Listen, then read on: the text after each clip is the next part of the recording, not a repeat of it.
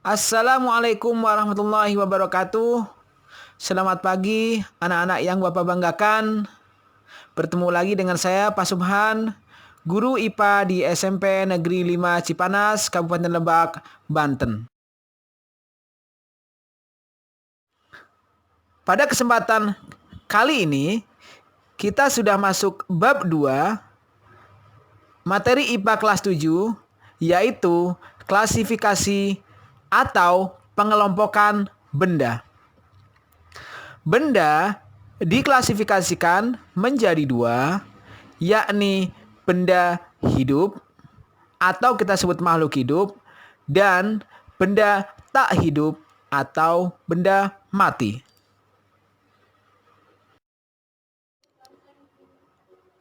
Makhluk hidup contohnya hewan, manusia, dan tumbuhan memiliki ciri-ciri, di antaranya adalah bergerak.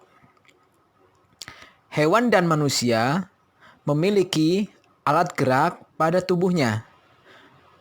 Sedangkan untuk tumbuhan, proses pergerakannya bersama dengan proses tumbuhnya.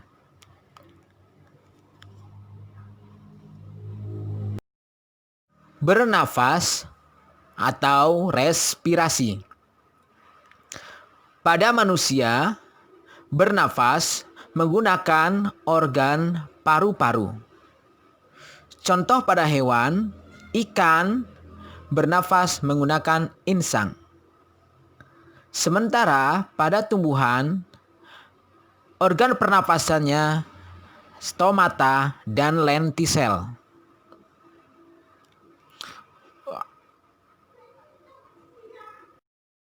Memerlukan makanan. Berdasarkan jenis makanannya, hewan dikelompokkan menjadi herbivora, pemakan tumbuhan, karnivora, pemakan daging, serta omnivora, pemakan segala. Pada tumbuhan, jenis makanannya berupa air dan zat hara.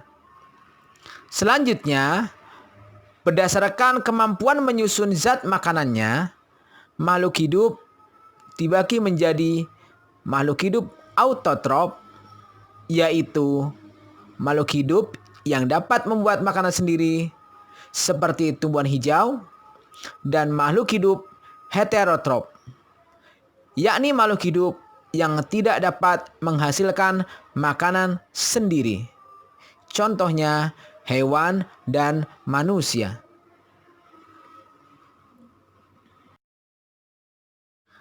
Mengeluarkan zat sisa atau ekskresi. Pada manusia, organ ekskresi diantaranya adalah kulit menghasilkan keringat, ginjal menghasilkan urin, paru-paru menghasilkan karbon dioksida, serta hati menghasilkan urea.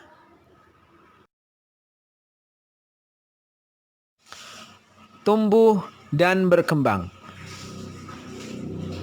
Tumbuh yaitu pertambahan ukuran tubuh yang tidak lagi kembali ke ukuran semula atau bersifat irreversibel.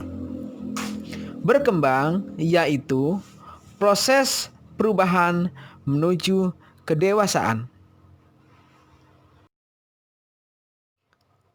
Ciri berikutnya yaitu berkembang biak atau reproduksi. Reproduksi terjadi karena adanya pembuahan sel kelamin betina atau ovum oleh sel kelamin jantan atau disebut sperma. Berkembang biak bertujuan untuk mempertahankan jenisnya agar tidak mengalami kepunahan.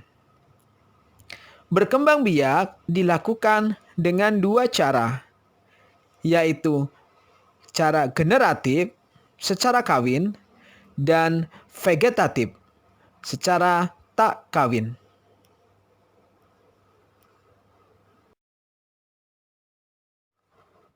Ciri-ciri makhluk hidup selanjutnya yaitu peka terhadap rangsangan.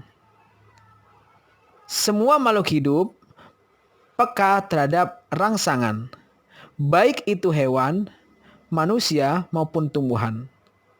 Contoh yang paling sering kita jumpai, seperti pada tumbuhan putri malu. Kalau kita sentuh daun putri malu, maka daun putri malu tersebut akan menutup. Hal ini terjadi karena ada rangsangan berupa sentuhan tangan kita.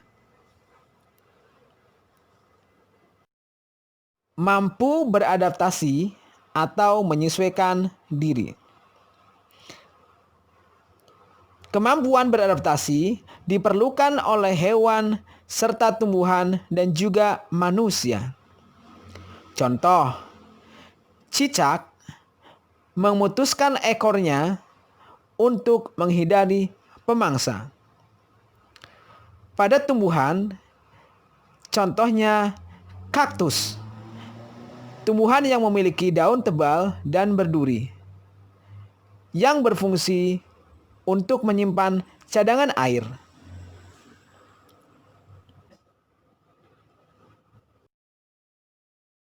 Sekarang kita akan membahas benda mati atau benda tak hidup.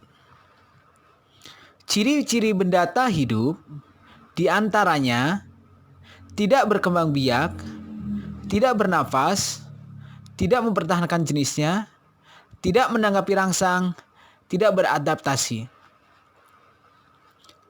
Wujud benda tak hidup diantaranya berupa padatan, cairan, ataupun berwujud gas.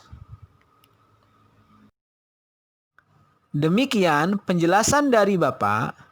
Semoga anak-anakku dapat memahami dan dapat mengerti apa yang sudah dibahas di atas. Be the next scientist. Assalamualaikum warahmatullahi wabarakatuh.